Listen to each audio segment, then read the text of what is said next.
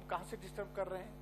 हमारा सम्मान उनके प्रति उसी प्रकार का जिस प्रकार का आपका है, उससे ज्यादा हो सकता है हमारा। अब जहां तक आप बोल रहे हैं कि कोर्ट में सब जुडिस है, हम एक्ट में अमेंडमेंट ला रहे हैं, नई अमेंडमेंट के साथ ला रहे हैं, तो उस पर कोई रोक थोड़ी है, स्टे थोड़ी है उस पर। और दूसरी बात आप कह रहे हैं कि हाई कोर्ट से ऊपर लेजिस्लेशन यहां पारित होगा, लेजिस्लेशन इस हाउस का काम।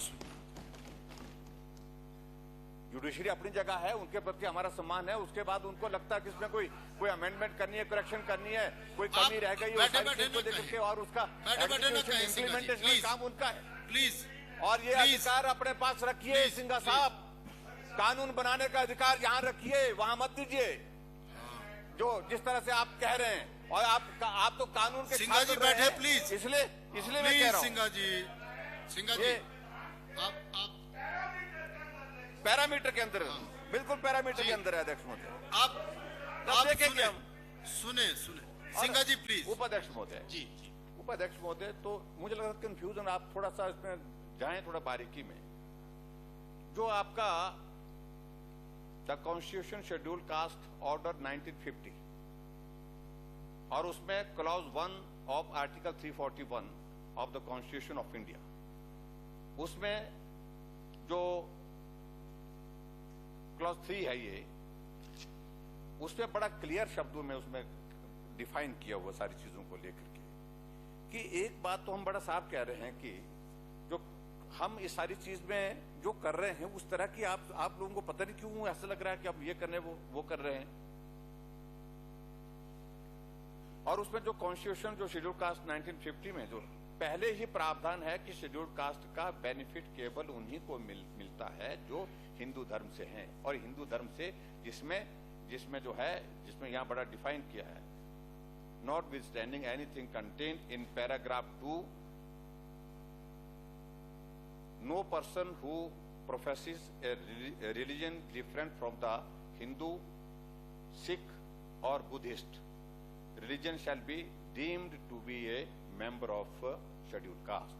ये बड़ा क्लियर किया हुआ है। और दूसरा उपाध्यक्ष महोदय, मैं इस बात को भी ये भी बड़ा स्पष्ट कर रहा हूं, और इस एक्ट में केवल उससे जो है, जो हम अंडरटेकिंग लेने की जो बात हम कह रहे हैं, उसमें जो केवल उससे और इस बारे में जागरूक करने के लिए जो है, जो उसके कॉन्सिक्वेंसेस जो है उसके अवेयर करने के लिए ये हमारा उसमें मकसद है। एक बात हम ये भी कह रहे हैं।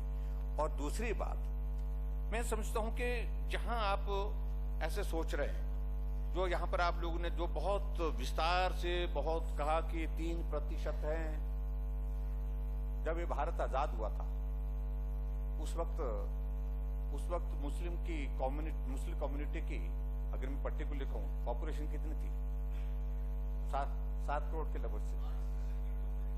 और अरे सुनो तो सही, मैं नहीं प्लीज बैठे की बात कर रहा हूँ, स्पिरिट को समझिए, बैठे न कहें, मूल भावना। और आपके ही दौरान जो है 2006 में शायद मेकल में ये पहली बार ये बिल आया था, वीरभद्र सिंह जी लाए थे, मंशा उनने भी समझी होगी इस बात। और आज वो 22 करोड़ से ऊपर हो गया उनका population, 70% of the total population. ये क्या हो रहा है, किस दिशा में जा रहा है? डेमोग्राफिक चेंज की मतलब किस लेवल पर चेंज होने जा रहा है? आप कल्पना करिए, आज की बात सोचिए, आने वाले 20 साल 50 साल की बात भी सोचिए। और दूसरी बात, नहीं सुख, एक मिनट जरा बैठो, जरा बैठे नहीं बोले, कोई न कहे। मैं इसमें दूसरी बात में कहना चाह रहा हूं, हमको किसी बात को लेकर के आप देखिए, हमारे जो पिछड़े हुए इलाके हैं, कुछ ऐसे धर्म के लोग जो है, वो धर्म के प्रति हमारा सम्मान है, फोकस हो करके गरीब लोगों को, हमारे जो दलित, जो हमारा अनुसूचित जाति के वर्ग लोगों, उनको फोकस करके, प्रलोभन दे करके, उनको गुमराह करके, उनको गलत तरीके से जो है झांसे में ला करके धर्म परिवर्तन की प्रक्रिया को इतनी तेजी से बढ़ा रहे। मैं भी यकीन नहीं करता था जब मेरे पास फैक्ट्स आए, जब मेरे पास सारी तरह चौंकाने वाली बातें हुई।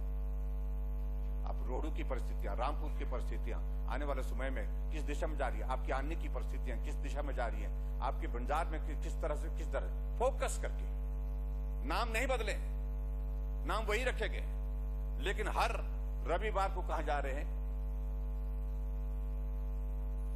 हर शुक्रवार को कहां जा रहे हैं, ये पता करने की आवश्यकता, ये चिंता का विषय है। इसलिए मैं इस बात को कह रहा हूं, बड़ा गंभीर होने की आवश्यकता है। इसलिए 2006 में वीरभद्र सिंह जी ने अमेंडमेंट लाई थी, ये बिल लाए थे पहली बार, और 2006 के बाद जो है 2019 में हमने फिर बिल लाए थे, हमने और ज्यादा थोड़ा सख्ती की थी।